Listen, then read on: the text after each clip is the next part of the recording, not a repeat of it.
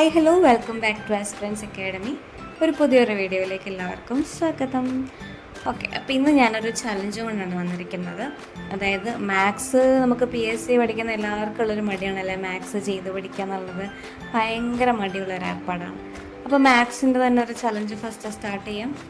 അതായത് നമ്മുടെ trick turn എല്ലാവർക്കും അറിയാൻ തോന്നുന്നു. ട്രിക് ടേൺ എന്ന് പറഞ്ഞൊരു ടെലഗ്രാം ചാനലുണ്ട്. ആ ചാനലിൽ ഡിഗ്രി PYQ എന്ന് സെർച്ച് ചെയ്ത് കഴിഞ്ഞാൽ ഡിഗ്രി PYQൻ്റെ ഒരു 50 ക്വസ്റ്റ്യനുള്ള PDF അവൈലബിൾ ആയിട്ട് കാണും. അതിൻ്റെ ക്വസ്റ്റ്യൻ മാത്രമുള്ള PDF-ഉം ഉണ്ട്, ക്വസ്റ്റ്യൻ ആൻസറും ചെയ്തിട്ടുള്ള PDF-ഉം ഉണ്ട്. അപ്പം അത് 2 PDF-കൾ ഉണ്ട് അങ്ങനെ കേട്ടോ. അപ്പോൾ അതിൽ ആദ്യം എന്ത് ചെയ്യുക, ക്വസ്റ്റ്യൻ മാത്രമുള്ള PDF എടുത്തിട്ട് ആ 50 ക്വസ്റ്റ്യൻ എത്രയും വേഗത്തിൽ ചെയ്യാൻ പറ്റുമോ അത്രയും വേഗത്തിൽ ചെയ്യാം കേട്ടോ. ഒറ്റ ഇരിപ്പിന് ചെയ്യാൻ നോക്കുക, അതാണ് ചലഞ്ച്. കുറച്ച് സമയം കുറച്ച് ചെയ്തിട്ട് പിന്നെ അതിട്ട് ചെയ്യാം, അങ്ങനെ ഇരിക്കല്. നമ്മളിരിക്കുന്ന ആ ഒരു ടൈമിൽ ഒറ്റ സ്ട്രെച്ചിൽ ഈ 50 ക്വസ്റ്റ്യൻ എത്രയും വേഗത്തിൽ ചെയ്യാൻ പറ്റുമോ അത്രയും വേഗത്തിൽ ചെയ്ത് നോക്കുക എന്നുള്ളതാണ് ചലഞ്ച്.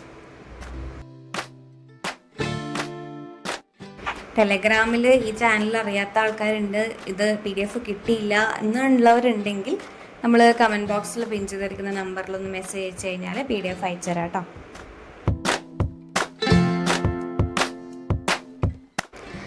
ഈ PDF അത്യാവശ്യം നല്ല ലെവലുള്ള ക്വസ്റ്റ്യൻസ് തന്നെയാണ്. PYQ ആണല്ലോ, അപ്പം നമ്മുടെ പ്രീവിയസ് ഇയേഴ്സിൽ ചോദിച്ചിട്ടുള്ള ഡിഗ്രി ലെവൽ ക്വസ്റ്റ്യൻസ് ആണ്. പ്രീവിയസ് ഇയർ എന്ന് പറയുമ്പോൾ ഈ അടുത്ത് ചോദിച്ചിട്ടുള്ള ക്വസ്റ്റ്യൻസ് തന്നെയാണിത്. അപ്പോൾ ഇങ്ങനെയുള്ള ക്വസ്റ്റ്യൻസ് ഇപ്പം മാത്സ് മടി പിടിച്ച് ചെയ്ത് തുടങ്ങാൻ പോകുന്നവരാണെങ്കിൽ തന്നെ ആദ്യമേ ഡിഗ്രി ലെവലിൻ്റെ PYQ എടുത്ത് തന്നെ ചെയ്ത് പഠിക്കുക. കാരണം ഇനിയിപ്പോൾ എഴുതാൻ പോകുന്ന ഡിഗ്രിയിലെ എക്സാം ആണ്. സെക്രട്ടേറിയറ്റിന് സിമ്പിളായിട്ടുള്ള ക്വസ്റ്റ്യൻസ് ഒന്നും പ്രതീക്ഷിച്ച് പോകണ്ട, നല്ല ടഫായിട്ടുള്ള ക്വസ്റ്റ്യൻ തന്നെ പ്രതീക്ഷിച്ച് പോവുക. അതുപോലെ 20 മാത്സ് ഉണ്ട്. 20 മാത്സും ചെയ്യാൻ പറ്റുന്നുണ്ടെന്നുള്ളതല്ല, എത്രത്തോളം സ്പീഡിൽ ചെയ്യാൻ പറ്റുമെന്നുള്ളതാണ്. കാരണം സ്റ്റേറ്റ്മെൻറ്റ് ടൈപ്പ് ക്വസ്റ്റ്യൻ ആയിരിക്കും ബാക്കിയുള്ളതൊക്കെ. അപ്പോൾ അതൊക്കെ വായിക്കാൻ സമയം വേണമെന്നുണ്ടെങ്കിൽ ഇവിടെ മാത്സ് സ്പീഡാക്കണം, എന്നാൽ അതൊക്കെ വായിച്ച് എഴുതാനുള്ള സമയം കിട്ടുള്ളൂ. അതേപോലെ ഇംഗ്ലീഷും മാത്സ് ഒന്നും സിമ്പിളായിരിക്കും എന്നൊന്നും പ്രതീക്ഷിച്ച് ഇപ്പോൾ പറഞ്ഞിരേണ്ട ആവശ്യമില്ല. സെക്രട്ടേറിയറ്റ് അസിസ്റ്റൻറ്റ് വേണ്ടി പഠിക്കുന്ന ആൾക്കാർ എന്തായാലും നല്ല രീതിയിൽ ഇമ്പോർട്ടൻസ് കൊടുക്കേണ്ട മേഖലയാണ് ഇംഗ്ലീഷും മാത്സും എന്ന് പറയുന്നത്. അപ്പം കുറച്ച് ടഫായിട്ടുള്ള മാത്സ് തന്നെ ചെയ്ത് പഠിക്കാം.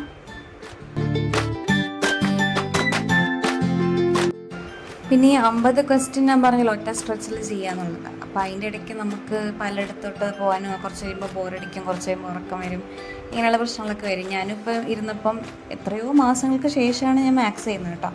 അതല്ലാതെ ക്ലാസ്സിൽ കുറച്ച് ചെയ്യിപ്പിച്ചപ്പോൾ ചെയ്യലുണ്ട്, അതല്ലാതെ ഞാനായിട്ട് ഇനീഷ്യേറ്റീവ് എടുത്തിട്ട് ഇപ്പോൾ ചെയ്യുന്നത് കുറേ മാസങ്ങൾക്ക് ശേഷമാണ്. അപ്പോൾ അതിൻ്റേതായിട്ടുള്ള ബുദ്ധിമുട്ടുണ്ടായിരുന്നു. പക്ഷേ ഈ വീഡിയോ എടുക്കുന്നുണ്ട് ആ ഒരു ഫ്ലോയ്ക്ക് പോയി. ഞാൻ തന്നെ ചലഞ്ച് എന്ന് പറഞ്ഞാൽ എൻ്റെ ഐഡിയ ആയി പോയില്ലോ. അപ്പോൾ അതുകൊണ്ട് ഒറ്റ സ്ട്രെച്ചിൽ ഇരുന്നതിന് ഞാൻ 50 ചെയ്തു. അപ്പം അത് നിങ്ങൾ ഒറ്റ സ്ട്രെച്ചിൽ ചെയ്യാൻ വേണ്ടിയിട്ടുള്ള ടെക്നിക്ക് നിങ്ങൾ കണ്ടുപിടിക്കുക. ഒന്നെങ്കിൽ ഒരു ടൈമർ സെറ്റ് ചെയ്യുക, ഒരു 1 hour ടൈമർ സെറ്റ് ചെയ്യുക. അതിൽ കൂടുതൽ ടൈം എടുക്കുന്നുണ്ടെങ്കിൽ 1 hour കഴിയുമ്പോൾ വീണ്ടും റീസെറ്റ് ചെയ്താൽ മതി. അപ്പോൾ ആ 1 hour ടൈമർ സെറ്റ് ചെയ്യുമ്പോൾ വേണമെങ്കിൽ ഒരു ഹാഫ് അവർ ഒരു ഗ്യാപ്പ് എടുത്തോ. ഹാഫ് അവർ കഴിയുമ്പോൾ ഒരു 5 മിനിറ്റ് ഗ്യാപ്പ് എടുത്തൊന്ന് നടന്നിട്ടോ സ്ട്രെച്ച് ചെയ്തിട്ടോ വെള്ളം കുടിച്ചിട്ടോ അങ്ങനെ എന്തെങ്കിലുമൊക്കെ ചെയ്യാം. അപ്പോൾ അങ്ങനെ ഇടയ്ക്കൊരു ബ്രേക്ക് എടുക്കുന്നതുകൊണ്ട് കുഴപ്പമൊന്നുമില്ല, നമ്മുടെ പ്രൊഡക്ടിവിറ്റി കൂടുകയുള്ളൂ.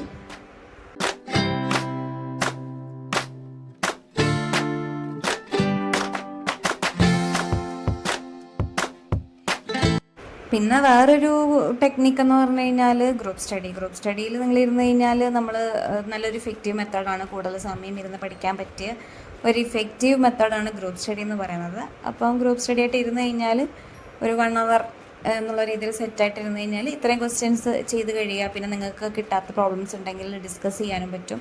അപ്പോൾ അങ്ങനെയുള്ള ഇതൊക്കെ ഉണ്ട്. ഗ്രൂപ്പ് സ്റ്റഡി എങ്ങനെയാണ് ഇഫക്റ്റീവായിട്ട് കൊണ്ടുപോകുന്നതെന്ന് ചോദിച്ചു കഴിഞ്ഞാൽ നമ്മളെപ്പോലെ പഠിക്കാൻ ആഗ്രഹമുള്ള ആൾക്കാരുണ്ടെങ്കിൽ അതെന്തായാലും ഇഫക്റ്റീവായിട്ട് പൊക്കോളും. മടിയൊന്നുമില്ലാതെ ഒരേ മൈൻഡ് സെറ്റുള്ള പഠിക്കണം എന്നാഗ്രഹമുള്ള ആൾക്കാരാണെങ്കിൽ അത് ഇഫക്റ്റീവായിട്ട് പോവും.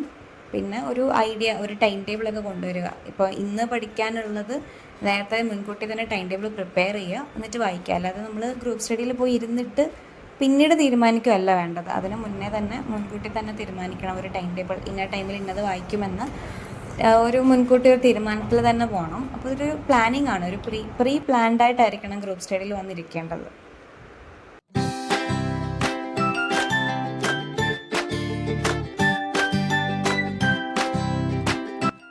അപ്പോൾ ഇനി വരുന്ന ദിവസങ്ങളിലും ഇങ്ങനെയൊക്കെയുള്ള എന്തെങ്കിലുമൊക്കെ ഒരു ചലഞ്ചുകളായിട്ട് വരണമെന്നുണ്ട്. അതായത് ഇതുപോലെ മാത്സിൻ്റെ PDF എടുത്തിട്ട് തന്നെ വരാം. അപ്പോൾ എനിക്കൊരു ഇൻസ്പിറേഷനാണ് ചെയ്യാൻ വേണ്ടിയിട്ട്. അപ്പോൾ മാത്സ് PDF എടുക്കാം.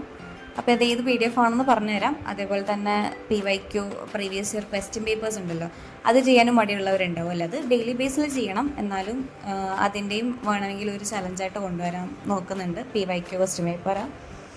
അപ്പം ഇത് ക്വസ്റ്റ്യൻ എല്ലാവരും ചെയ്യുമെന്ന് പ്രതീക്ഷിക്കുന്നു. ഈ വീഡിയോ കാണുന്നവരൊക്കെ ചെയ്തവരാണെങ്കിൽ ഇതിൻ്റെ താഴെ കമൻറ്റ് ബോക്സിൽ കമൻറ്റ് ചെയ്യണം കേട്ടോ, ഞാൻ ചെയ്തു എന്നുള്ള രീതിയിൽ. ഇനി ഓൾറെഡി ഇത് ചെയ്തിട്ടുള്ളവരാണെങ്കിൽ കൂടി ഒരു കുറച്ച് മാസങ്ങൾ കഴിഞ്ഞു, അതായത് കുറേ നാൾ മുന്നെയാണ് ഇത് ചെയ്തതെന്നാണെങ്കിലും നിങ്ങൾ വീണ്ടും ചെയ്ത് നോക്കുക കേട്ടോ. എത്രത്തോളം സ്പീഡ് നിങ്ങൾക്ക് കിട്ടുന്നുണ്ട്, നിങ്ങൾ എത്രത്തോളം ഓർമ്മ നിൽക്കുന്നുണ്ട് ഇങ്ങനത്തെ പ്രോബ്ലംസ് ഒക്കെ എന്ന് അറിയാൻ വേണ്ടിയിട്ട്. നമുക്ക് അറിയാവുന്ന പ്രോബ്ലംസ് ആണെങ്കിൽ പിന്നെയും ചെയ്യാം. ഞാൻ ഈ ക്വസ്റ്റ്യൻ ചെയ്തിട്ടുള്ളതാണ്. PYQ ആണല്ലോ, ഒബ്വിയസ്ലി PYQ ആയതുകൊണ്ട് തന്നെ ആ ക്വസ്റ്റ്യൻ ആ ഒരു എക്സാം കഴിയുമ്പോൾ നമ്മൾ ചെയ്ത് നോക്കും. പക്ഷേ അത് കുറേ മാസങ്ങൾക്ക് മുന്നെയാണ്. അപ്പോൾ വീണ്ടും നമ്മൾ ചെയ്യുന്നതുകൊണ്ട് അത് ഇങ്ങനത്തെ ഉള്ള കുറച്ച് വെറൈറ്റി ക്വസ്റ്റ്യൻസ് ആണ് ഇതിലുള്ളത്. അപ്പോൾ നമ്മൾ വീണ്ടും ചെയ്ത് കഴിഞ്ഞാൽ വീണ്ടും നമ്മുടെ ബ്രെയിൻ വർക്ക് ആവുള്ളൂ, സ്പീഡ് നമുക്ക് എത്രത്തോളം ഉണ്ടെന്ന് നമുക്ക് മനസ്സിലാവും. അപ്പോൾ അതുകൊണ്ട് നിങ്ങൾ കുറേ മാസങ്ങൾക്ക് മുന്നേ ചെയ്തിട്ടുള്ള ക്വസ്റ്റ്യൻ പേപ്പർ ആണെങ്കിൽ വീണ്ടും ചെയ്ത് നോക്കുക കേട്ടോ. അത് നിങ്ങൾക്കത് പെട്ടെന്ന് ചെയ്യാൻ പറ്റുന്നുണ്ടോ, നിങ്ങൾക്കത് കിട്ടുന്നുണ്ടോ എന്നുള്ള രീതിയിൽ നിങ്ങൾക്കത് മനസ്സിലാവും.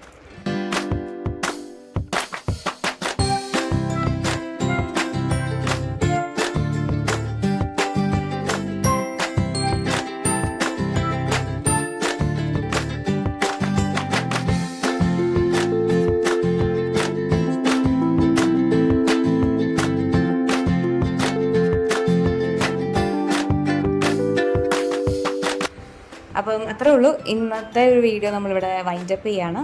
അപ്പം ഈ PDF ചെയ്ത് കഴിഞ്ഞാൽ ഇതിൽ കമൻറ്റിൽ വന്ന് കമൻറ്റ് ബോക്സിൽ ചെയ്തു എന്ന് പറഞ്ഞ് കമൻറ്റ് ചെയ്യാൻ മറക്കരുത്. അപ്പോൾ അടുത്തൊരു വീഡിയോ, അടുത്തൊരു ചലഞ്ചായിട്ട് കാണുന്നവരെല്ലാവർക്കും ബൈ.